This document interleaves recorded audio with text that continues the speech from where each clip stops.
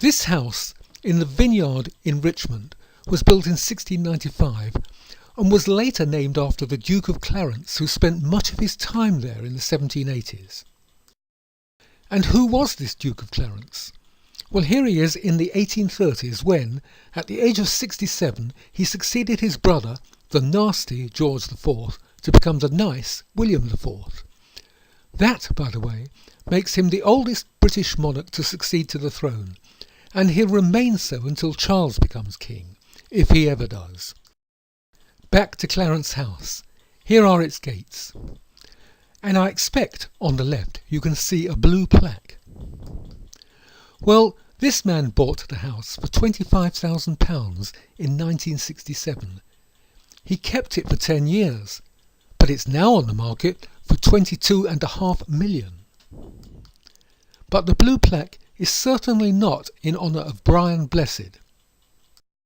Rather, it commemorates Bernardo O'Higgins, who, as you can see, became the liberator of Chile.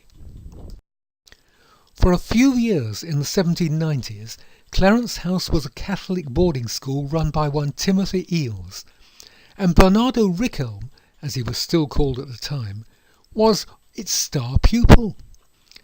And while he was there, his father sent him money, but it had to go via his guardians in Cadiz and London, and each of them took a cut, so that, by the time it reached Richmond, there was barely enough to pay for the school fees, so poor Bernardo was destitute.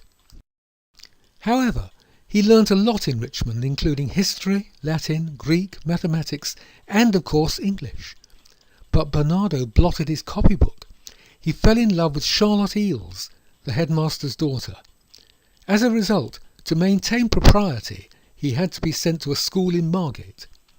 Now Margate, remember, was where the American ambassador's residence was situated. And an occasional visitor to the ambassador was none other than Francisco de Miranda, and by one of those quirks of history that can have such far-reaching effects, they met. Now Miranda was a man who needed to be needed.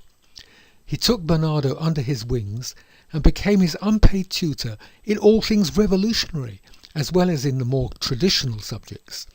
Some authorities say that Miranda actually taught at Timothy Eales' school.